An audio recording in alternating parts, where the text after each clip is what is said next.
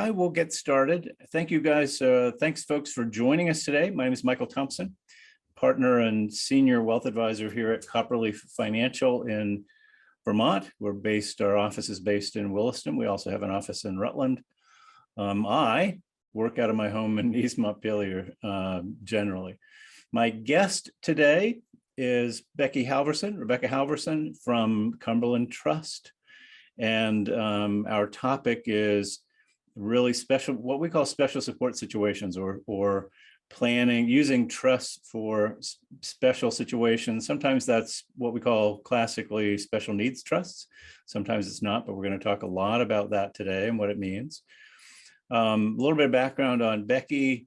She's Senior Vice President and Managing Director at Cumberland Trust. Generally is based in Memphis, I think Becky. She's been with Cumberland since 2010, was previously at Ernst & Young, has an MBA from Indiana University and a bachelor's degree from Rhodes College. Becky's been very involved in the special needs community, is active on the Down Syndrome Association of Memphis, and works with us a lot, with our clients, with trusts. So we're going to start off by talking a little bit about Cumberland Trust. What is Cumberland Trust? Who are they, and why do we work with them? And we're going to start off by doing a little bit of a video, if that's okay with you, Becky. Becky, anything to say before I kind of do our intro video? Thank you for the warm intro, and we're ready for the video. Fabulous. Okay. Let me see if I can get her up and running here. Bear with me, everybody. And it's a short one, guys, 2 minutes. Yep. Okay. With a focus on delivering superior service to beneficiaries since our founding in 2001, Cumberland Trust is a unique trust company.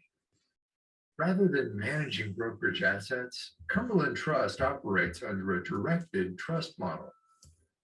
The financial advisor custodies the brokerage account and determines the investment strategy, while we specialize in the administration of personal trusts and estates. Cumberland Trust can also hold the illiquid assets. This arrangement allows us to prioritize beneficiaries, their needs, and their values. We collaborate as a team with the client's chosen financial advisor, attorney, and accountant to provide best-in-class trust services.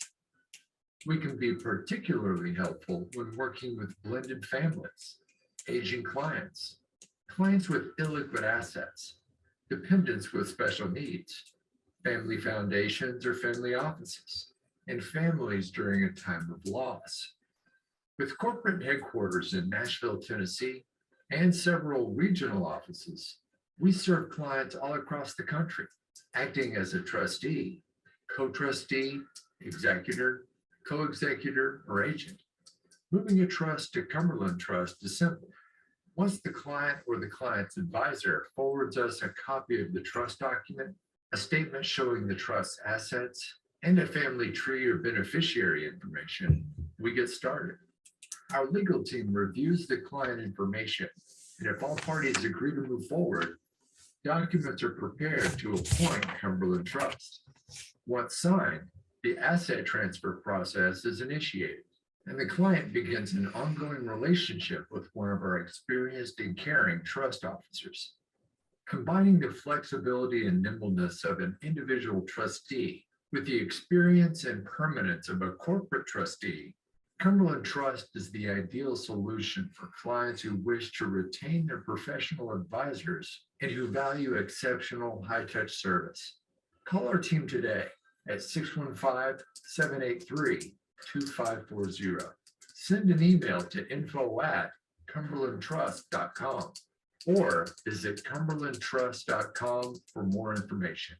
Cumberland Trust is committed to helping our clients plan, preserve, and protect legacies for the future.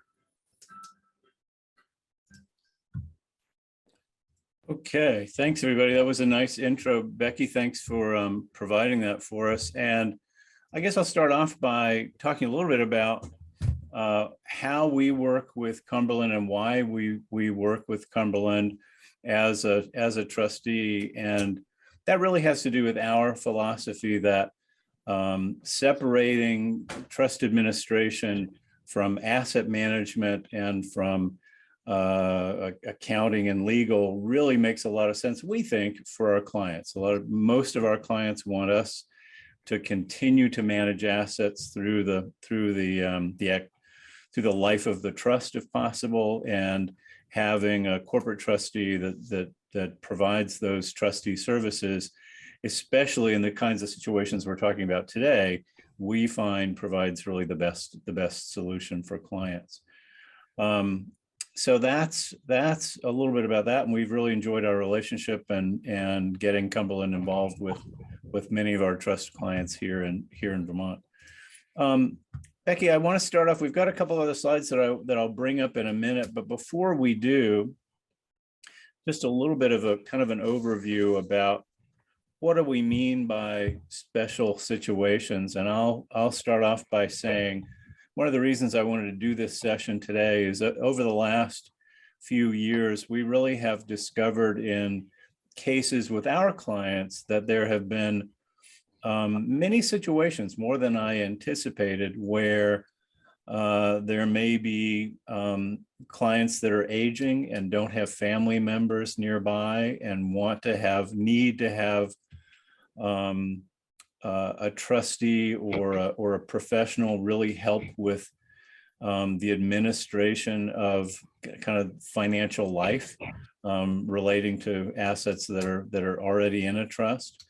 We've seen lots of situations with beneficiaries, with children, with kids who may have substance abuse issues or mental health issues or emotional considerations that maybe don't qualify in the same way that traditionally a special needs trust may operate, but still a concern on the part of the parents or the family members that those individuals may not have the maturity or the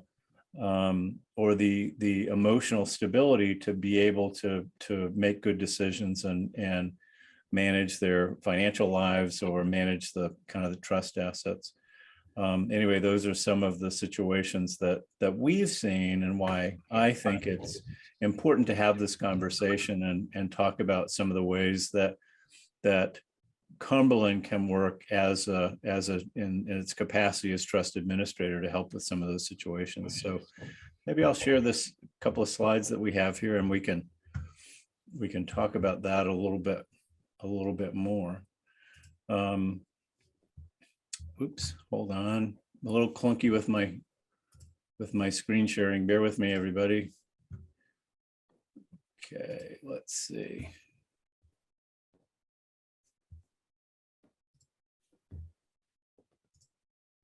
Okay, how's that look? Can you see my screen okay, Becky?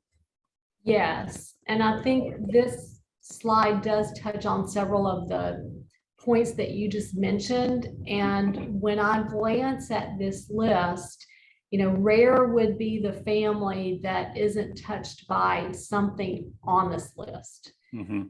Even, all of us are aging. So even if it's not a related aging family member, it might be, just that we are, in fact. But, we all know the instance of blended families has really increased, over the last several decades. And often that can be enough to have a grantor decide that they want to have a trust in place. I met with a gentleman a couple of years ago, and I'll just never forget him saying he was in his second marriage and they each had children from prior marriages. And he said, things are wonderful now, but I'm smart enough to know that when I'm not at the dinner table on Thanksgiving, it's going to be very different.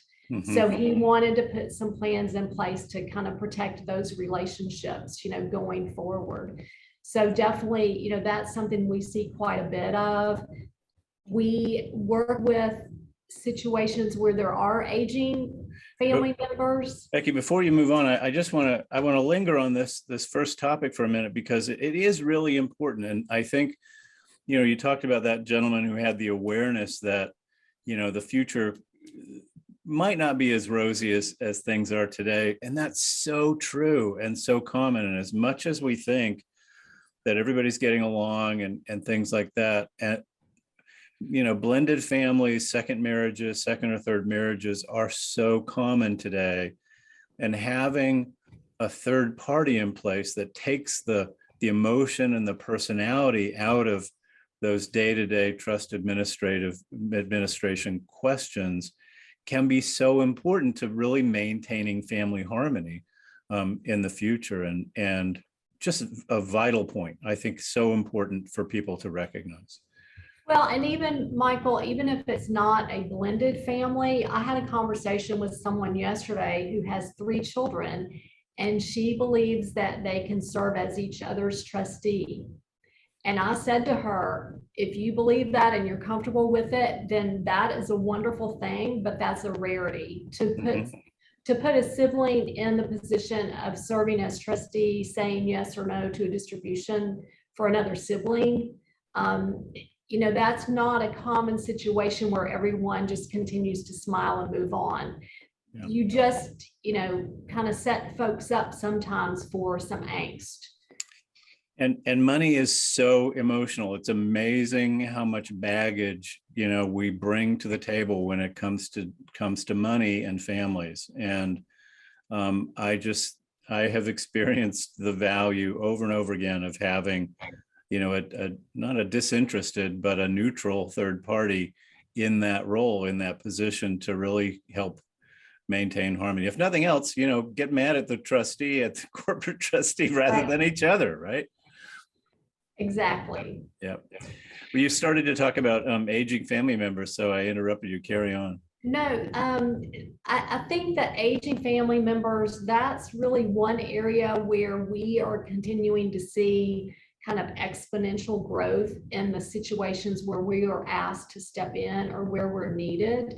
And, that's a role, we refer to that typically as distinctive care. Yep. It's not always someone who is aging, but what we can offer in those situations typically is someone who maybe just isn't in a situation anymore where they're comfortable handling their own affairs. Mm-hmm. So, I can give you a couple of examples that I think are helpful, but if you just kind of consider maybe someone who has a trust or has a trustee, but they need a little extra. They might need someone to now pay their bills. Mm-hmm. So they might want their mail to be forwarded to Cumberland, where we can, sift through it, set aside what's personal, take care of everything else for them. And sometimes we come into these situations. I have one that we've been working with. A husband passed away, and it was a blended family, but he, set aside a trust for his surviving wife, and Cumberland came in and handled the estate administration when he died. So that's something else that we can do, that's a defined period of time where we actually take care of all of the work that happens when someone passes away. And we always tell the family, your work is to grieve. Let us make sure the tax returns are filed and so forth. Mm-hmm. But anyway, we stepped in that situation, handled that post-mortem work, and then became trustee for this surviving wife, who is just delightful. And we've had a relationship for many years now, but she is aging and had recently had a situation with her health that caused her to, end up in rehab and whatnot. So she had separate assets that were in a revocable living trust and has now made the decision that she'd like a little help there as well. Mm-hmm. So she's asked Cumberland to come in as a co-trustee. So what we'll do is we'll step in and begin to help her with those assets and help her pay her bills. She also had, there are children, but they are not in a position to assist due to distance. Mm-hmm. One thing we see that happens sometimes is folks do not pass away in the natural order. So we work with people who had children who have died prior to, to their parent. Mhm. So suddenly the parent looks around and they don't know who to ask to help with some of these things. Yes. So, the aging population and what we're able to do in that arena is definitely, a part that we're seeing increased. I think that's so important. And I pulled up this other slide because I think it highlights some of the areas in this, especially in this area in particular, that where you guys help. And you talked about being a co-trustee. And in that relationship that you were describing, I assume that co-trustee with the client or with the beneficiary, that she's her own trustee, and you as co-trustees stand beside her to really support her with many of these activities. But you also stand as a fiduciary because you're legally taking on that role as co-trustee. You have an obligation to work in the client's best interest that way. Am I getting that right? You're exactly right. And it's wonderful when we're able to step in as co-trustee while someone still wants to be engaged and has the capacity to be engaged, because then if something unexpected happens, which we see frequently, then we're already familiar with the bills that need to be paid, where are the accounts, what are the family dynamics, so that we're not stepping in an emergency situation. So sometimes clients really view it as kind of a test drive. They're like, I'll bring you in, ask you to be co-trustee with me now while I am involved. And sometimes, it's due to something unexpected that we find ourselves serving as sole trustee. And sometimes the client simply says, this is really nice. I'm ready to just travel and you deal with it. I think that's an incredibly valuable service. And, again, one of the things that I appreciate about how we work with Cumberland is, even though you guys are based in Tennessee, you do have offices all over the country. But I know that if we have a case and you need to send a trust officer up to meet with us here in Vermont and spend some time here, if the situation is right, that you guys are going to do that, and that otherwise we're on the ground because we've had the relationship with the client for many years and can help with that communication and facilitate some of those interactions too, and really appreciate the continuity that provides to the client. And Michael, that's a great point. And it also just kind of reminds me to mention, like, some of the things listed on the screen now of like coordinating home maintenance and moving services and that type of thing. Those are not Cumberland Trust employees taking on those activities, but we have relationships with different resources and providers in various markets. So if we're asked to step into a relationship where maybe we haven't been before and we don't know, the certain service providers in that market, we would look to the financial advisor or the attorney to help us in that way. But there are also some national resources. So we are accustomed to figuring it out. We cannot make decisions for the client that are considered, healthcare. So even when we think about with aging clients and family maybe not being available, it is important for people to remember that, they need to have a healthcare power of attorney. We cannot serve in that role. We can make sure that things get paid for that are health related. Similarly, sometimes people ask if we can just serve as a general power of attorney, and we typically don't do that. We typically can be in a very narrow, limited financial power of attorney if we need to move some assets into a revocable trust or whatnot. But I think it's important for people to understand, even if they're aging or if they have a situation with a family member with special needs, for example, we have to have someone we can communicate with if that beneficiary is unable to make decisions or communicate with us. Yep. So, but definitely the folks who work with our distinctive care team and work with our, frequently aging clients are accustomed to these types of things here where you're looking at long-term care insurance or whatever that might be. This is kind of their lingo, their world. One of our trust officers on that team used to be a key executive at a senior living community. So she knows the ropes. She knows what the social workers are able to do. She knows, all those types of things. And I love, she just kind of says, those are my people. A lot of folks who are teachers and they want to work with young people. And it's really a pleasure to have someone who says, give me the person who's older. Yep. Because I think as a society, we don't always embrace that. We kind of want to deny that we're aging and whatnot. Yeah. She says, bring it on. While we're on the topic a little bit tangentially, let's take a step back and tell us a little bit about Cumberland as an organization. I know you have several offices across the country. I think you guys work with clients in virtually every state, but how long has Cumberland been around, and how many folks do you have on staff? And can you give us a sense of kind of the capacity or the scale that Cumberland represents as an organization? I mean, are you guys kind of brand new and it's just 2 or 3 people, or what's that look like? So we were started in 2001. Mm-hmm. So, and most of our founders came out of a traditional bank trust department setting, mm-hmm. and had recognized that they had clients who would come to them who already had a relationship with a financial advisor they trusted. Mm-hmm. And in the model, traditional trust model, the same entity would manage assets and also handle trust administration.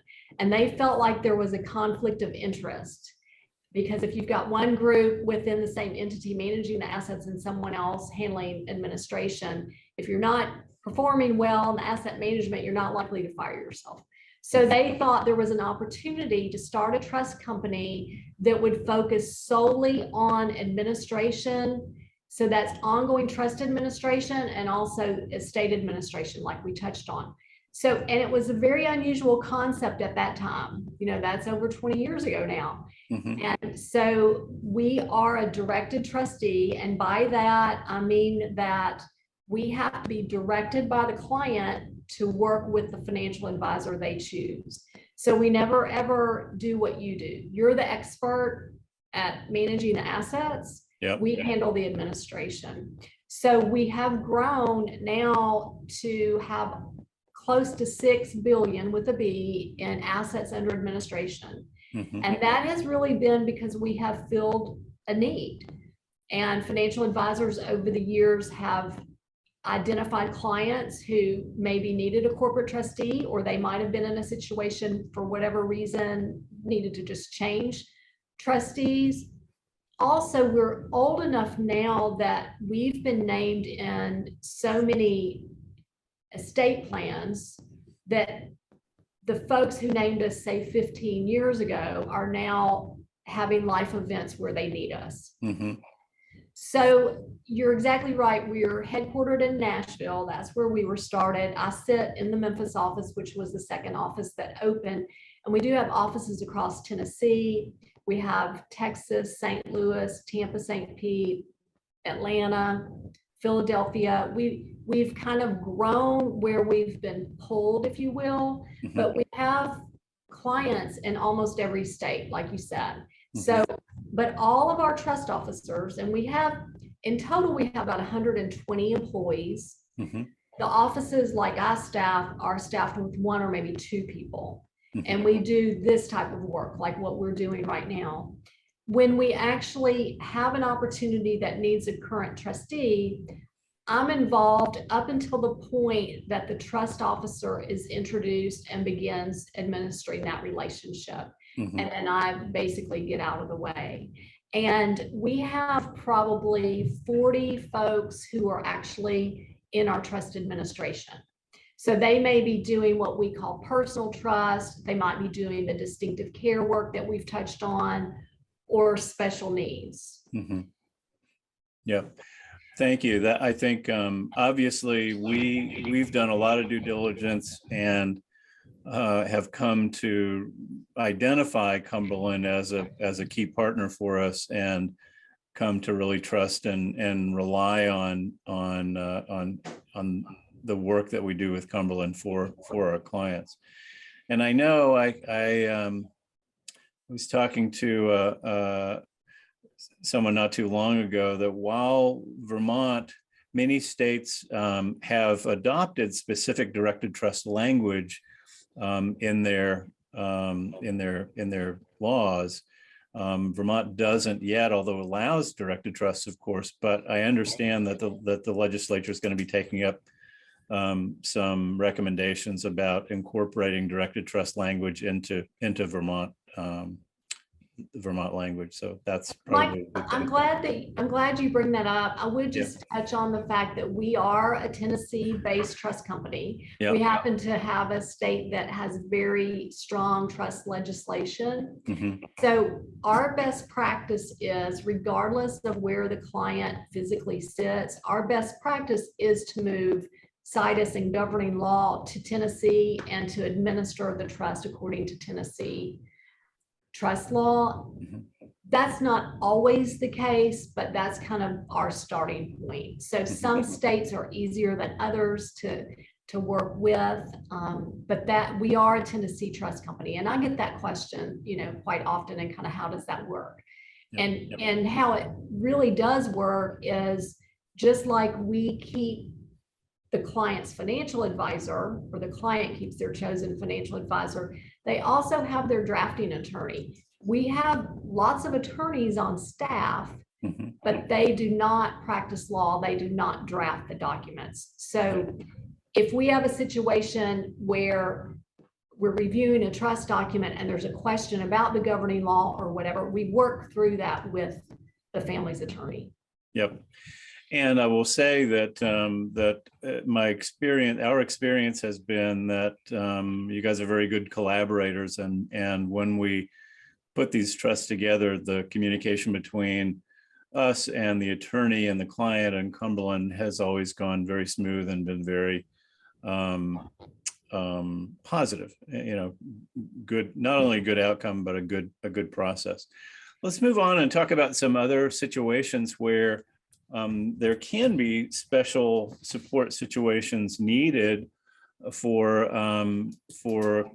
corporate trustee to either to play a role. And we talked about aging and blended families.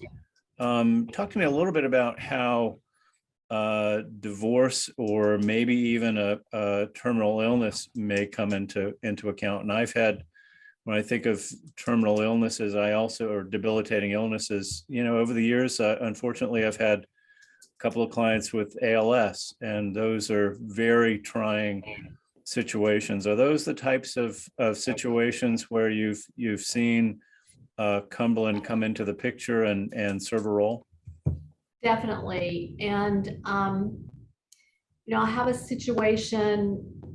I'm available to talk to clients who might need us right now or may not need us until some undetermined point in the future. Mm-hmm. And I had a couple whose attorney had mentioned Cumberland Trust to them, and they named us in their estate plan, and then decided they wanted to meet someone from Cumberland. And so I met with them multiple times over almost since I've been here. And I started, as you mentioned, in 2010. And it's very common to have what we call a future client who might touch base with us, and then we don't hear anything. And that's okay. I mean, we kind of tell folks we like to know if we've been named so we can be helpful. We like to know if there's some major change in your life that would affect how you would want us to administer your trust. But otherwise, if you have your trust in place and you're comfortable with us and you're checking in with your attorney periodically, we don't have to have frequent conversations. But this particular couple did choose to check in with me somewhat frequently. And it does happen that one of them has, a progressive illness. And we actually had a couple of different instances where they said, we're ready to bring you in. And we did our review and we got, we were about to hit start and they would say, maybe we're not ready yet. Mhm. And that's understandable. I mean, when you have folks who have created wealth over their lifetime and they're accustomed to being in control and not having someone else in there, working with them on their financial affairs and whatnot, I understand the trepidation. And this happens to be a situation where the other spouse really had not been aware of how the wealth is being managed, was kind of on the sidelines, a little bit overwhelmed in thinking about, what their home might need, just the volume of paperwork that comes in with statements and whatnot. So anyway, they did come to the conclusion a few months ago that they were ready. And our trust officer, actually the one I mentioned previously, who says, this is her population, has come in and started working with them in that co-trustee role. Mhm. And it's been wonderful. I mean, they have, had her come to do things like sit down in their home office and really look at what's important, what is not important. I mean, and some of these are basic questions of, can we shred this? How long do we need to keep this? Right. So that's a case where it took a little while, and it would have been just fine if they had not decided to bring us in. And had they not, we had met with them enough that when one of them passes away, we would be able to step in and pretty quickly get up to speed. But this just gives them a real peace of mind. And there's an established relationship there, so that when that happens and one of those, one of the spouses passes away, it's not going to be a shock to the survivor to work with you and know who they're working with and how all that works. And that's so important. Right. And instead of it being, a shock and one more adjustment, it's actually a support that's already there. So that call will be, easier to make, and there will be folks who already kind of know what to do. Yeah. And, you kind of hit on a point too. I think when we're dealing with a lot of conversations where folks have been working on their estate plan, they're laser light focused on what happens when they die. And, I always say that's really important. But what concerns me more is if I don't die, but I'm unable to handle my own affairs. I mean, we all know death will come. What we don't know is, will a stroke occur? Will an illness occur? So I think when people understand that if they have a revocable trust and they are serving as their own trustee, they can have Cumberland Trust or a family member, someone named as successor, so that if the unexpected does happen, there's somebody there who can help. It's so important. And I think this conversation is something that everybody needs to hear in their planning and really understand that, the planning around the estate plan is so much more than, what happens at death. It's really all about managing, through these situations and being able to have the support that folks need. I've seen so many cases of dementia, for example, or Alzheimer's, where, even with an aging couple, so frequently these days, even if there are family members around or nearby geographically that can help with some of the daily activities, it can be so taxing and so stressful that having a third party, having somebody like Cumberland serve in the role as co-trustee, even to manage some of those affairs, can be such a relief, because those situations are incredibly stressful, and especially if there's if it's just mom and dad, taking care of each other, that's tough. Right. And to your point about the spouse who in essence becomes the caregiver and what Yes. it does to their health and their state of mind. And, this is a pretty simple example, but I've seen our folks do it. When a client reaches the point where they acknowledge that they do need some outside help, sometimes, it's very comforting to be able to say to one of our trust officers, we've come to that conclusion, but where do we start? Mhm. And they can say, we have a couple of providers we've had, good luck with, that we feel comfortable mentioning to you. And they can even, sit with them as they interview. We can't make the selection, but we can make the introduction. And sometimes, that in itself, it sounds kind of like a small thing, but it can, just kind of help that spouse who's in the caregiving role with that step. And then once they're able to bring in some assistance, then spend some more time on themselves and maintaining their own health. Yeah. Let's shift gears a little bit, and we've been talking about folks in the later years of life, but there are lots of situations, and we've seen them and experienced these cases where younger people who may be, physically fit and have lots and lots of years ahead of them may need some support. And I'm looking at your category, financial vulnerability, and I'm thinking of, younger adults, or even, well, we'll just stick with younger adults who may have either a lack of maturity, or perhaps we've experienced lots of folks who have adult children and younger even, who are kind of on the autism spectrum, or others who may have some degree of mental illness, or lots of substance abuse issues, where I think of financial vulnerability as really the capacity to make sound, mature decisions. But there's also financial vulnerability to being taken advantage of by others. And talk to us a little bit about the role that Cumberland can play, and the role that a directed trustee can play in that kind of situation. Well, you touched on several situations where there could be financial vulnerability, and you're exactly right.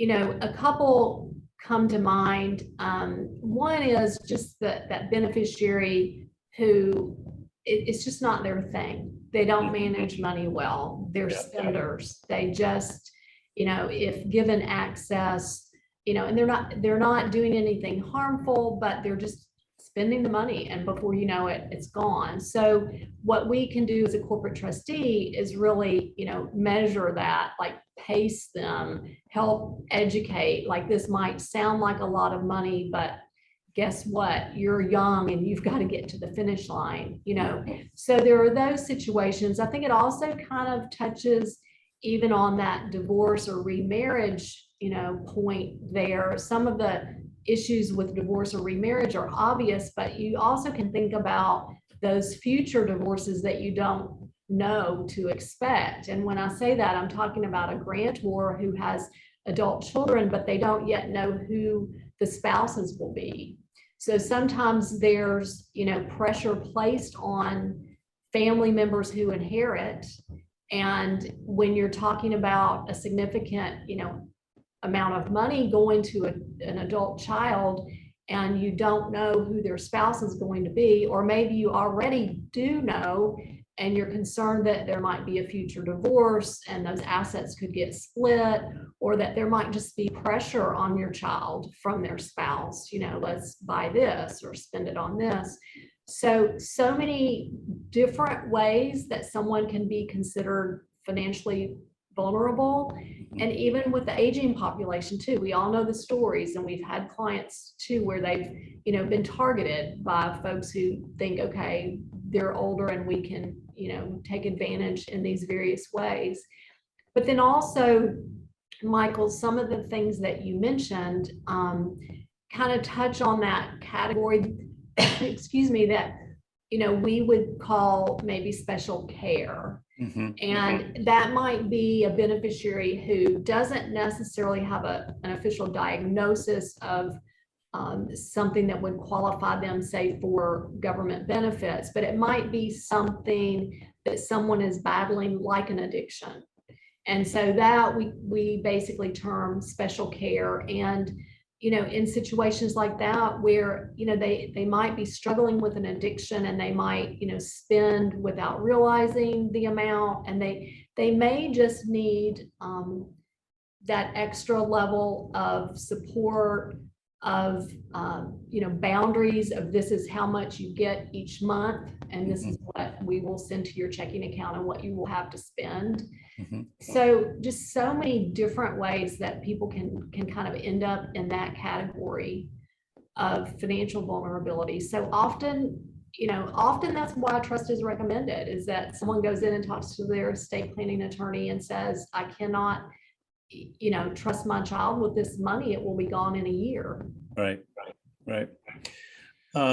Thanks, Becky. Let's talk about the kind of the classic special need, which really has to do with disability and government benefits, and how I keep using the word sort of traditional special needs trust, but there is a genuine need, and you've really pointed out to me how this is really a bigger issue than I thought it was, and tell us a little bit about kind of what you guys have seen from the perspective of true special needs trusts. Well, the first thing I really want to be sure folks understand is that Cumberland Trust does serve as trustee on special needs trusts. And I say that because that is not a given with every corporate trustee. There are corporate trustees who see the special needs language in a trust and automatically say, we will not accept this trust.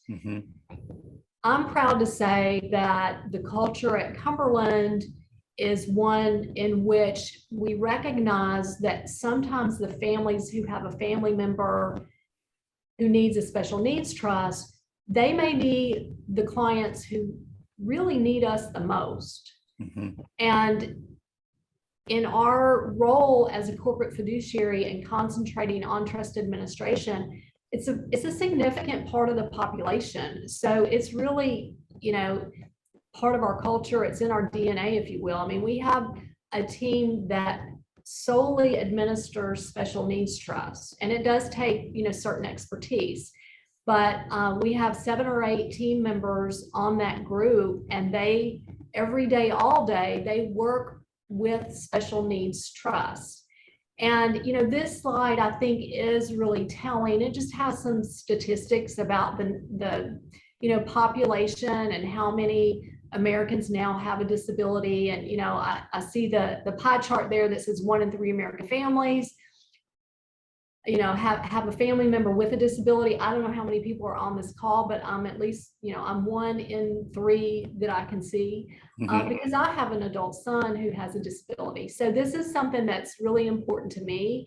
And Michael, when you say I've kind of highlighted it with you, I think that just through the various conversations we've had, we've talked about how often this touches a family. Yeah. And I think part of it is just where we are as a population and being able to identify and diagnose certain disabilities. And what I think is important to understand with this piece as well, in our history at Cumberland, when we got into the role of serving as trustee on special needs trust, initially it was primarily due to situations where there had been maybe an accident or a malpractice situation where there was a settlement.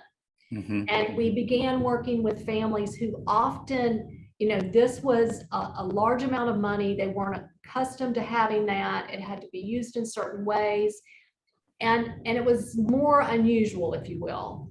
Over the years, that has changed a lot to where now families of significant wealth look around and recognize, okay, I do have a family member who has a disability and they're going to need a special needs trust if I want to leave an inheritance to them. Mhm. So we have more families now who are doing this as part of their planning. Mhm. And, every family's different. But it is important to know if you are thinking of leaving an inheritance to someone who may, for example, be on government benefits. Mhm. And sometimes people say, well, they're going to have this money, they don't need the benefits. Fair enough, but I will argue that if someone's on SSI, for example, it might not be the monthly amount that hits their checking account that's most critical. It may be the fact that it qualifies them for the health insurance. Mhm. Mhm. And you start having to cover that on your own, or have a child who doesn't qualify for private insurance, and the numbers can be staggering. Mhm. So we do, work with families who have established special needs trusts, or maybe the trust will be established upon their death.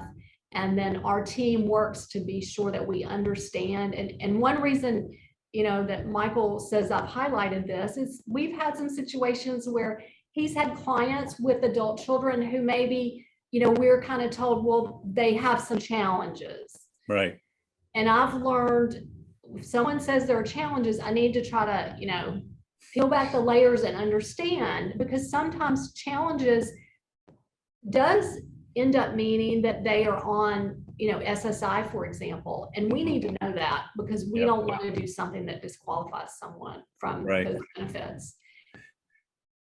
So this definitely is a focus area for Cumberland. We're kind of known for the fact that this is important to us.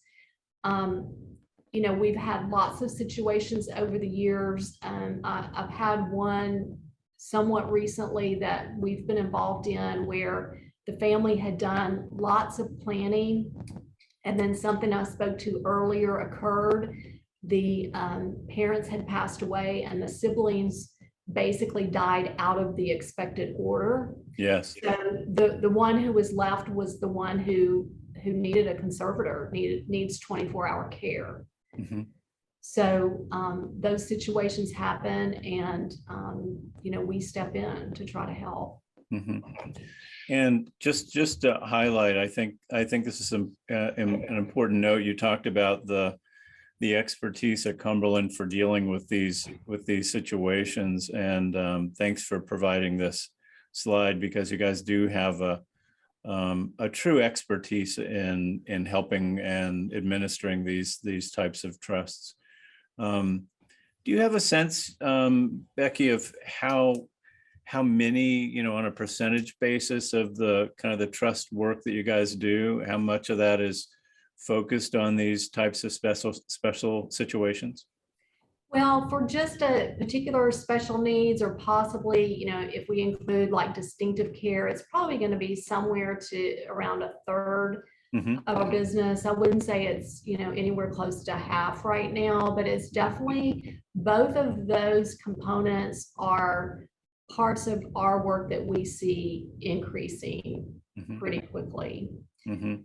So, and I think, part of it goes back to what we alluded to earlier, that even in the special needs world, I mean, we've lived through it. We all know families, that the autism, diagnosing that is much more sophisticated now than it was when I was a child. There's just more awareness, for one thing. Mhm. And again, it's not just an odd instance that it occurs with a family. I mean, the frequency, it's hitting wealthy families now as well. So Yep, it's true. I'm going to stop sharing the slides if that's okay, Becky, and we've got a few more minutes. We can wrap up. I want to remind people that if you have questions, go ahead and enter them in the chat or in the Q&A, and we can address those in the little bit of time that we have left. But one of the things you talked about, Becky, is how you've seen Cumberland be involved in some cases over the course of many years before you actually begin a role formally as trustee. And I want to be clear with folks so they understand, is there a cost? You know, when you're named in the trust document, but you're actually not serving and providing those trust administration services, you know, what's that cost a client during that phase? So we do not charge any fees until we're actually serving. Yeah. So Cumberland makes an investment in folks like myself to be available to really give clients peace of mind when they do name us. Mhm. You know, Michael, most of the time, if a client's attorney or financial advisor says, we know about Cumberland Trust and we think you should consider naming them, most of the time that's good enough for a client, but it's not always. Yeah. And so we want to be available if someone needs to put a face with the name, and we want to answer those questions because that gives the client peace of mind. And the other thing it does is it allows us to ask the questions while the grantor is there and able to answer them. And if they have unusual assets that we, you know, want to see structured in a certain way, or, you know, if there's a certain, you know, family dynamic that it would be helpful for us to know, Mhm. that is all very, you know, that's just positive all the way around, because then when we do step in, we're not in emergency mode trying to figure out, you know, what are the red flags? Like we've already kind of identified those. So no cost at all. Happy to be in a consultative role. And you know, obviously I knew the answer to the question before I asked it, but part of the reason that I asked it is, you know, in our world, and my philosophy is it's all about the relationship with our clients. I want to make sure that we know our clients thoroughly as much as possible so that we can meet their needs wherever it is. And I think the same thing goes for the collaboration that we have with the client's attorney and their accountant, and certainly their corporate trustee. And the more that you guys are involved in that relationship as early as possible, so that that's a smooth and effective relationship with the client in the long run, I think is absolutely critical. And one of the things I value about the way that you guys work. So I just would thank you for that.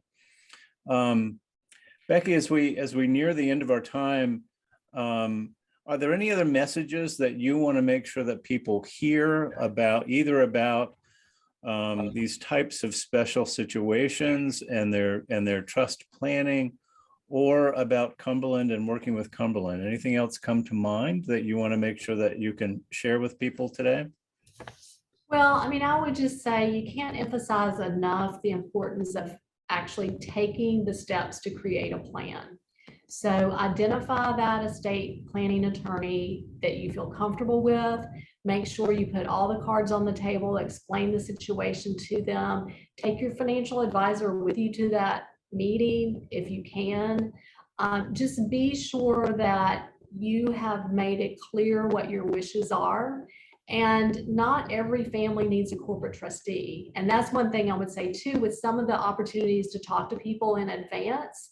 You know, my comment sometimes to folks is, I'm not sure that we would be the best match for whatever reason. So just know that Cumberland is available as a resource. We're happy to have those conversations.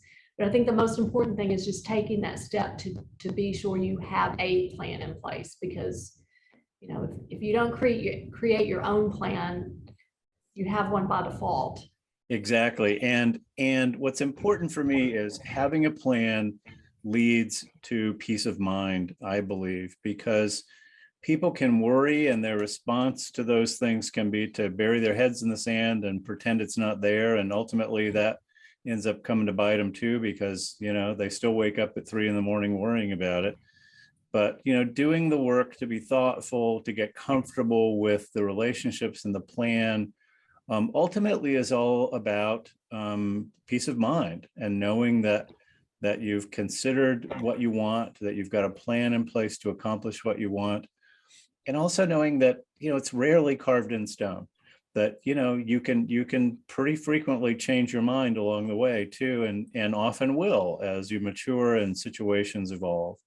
Right. So, but getting started and having something in place is requires some thought, requires some homework and some effort, but it's well worth the effort. Well, I mean, I tell families all the time, I think it's one of the best gifts you can give to your loved ones. It's so true. And I won't spend too much time on this, but I can't tell you how many times I've gotten involved in situations with cleaning up estates or trying to fix things after the fact. And man, anything you can do to prevent the fixing messes after the fact is so much worth it for families. Right. Yep. Well, Becky, I want to thank you for your time today. Very valuable. I hope that our audience enjoyed it as well. I don't see any questions, so I think we'll wrap up here. For those of you who joined us, thank you very much. We will have recorded this and posted on our website in about a week's time. Please join us next month. Next month, our guests are a couple of folks from the Vermont Community Loan Fund. We're going to be talking about a new equity forward fund that they've created to support people of color and others in Vermont with kind of a new approach to financing for upstart businesses and things like that. So I'm really looking forward to that. Anyway, Becky, thank you for joining us today. Very educational. Yeah. Thank you very much. And we'll say goodbye. Thanks everybody for joining us, and see you in a month.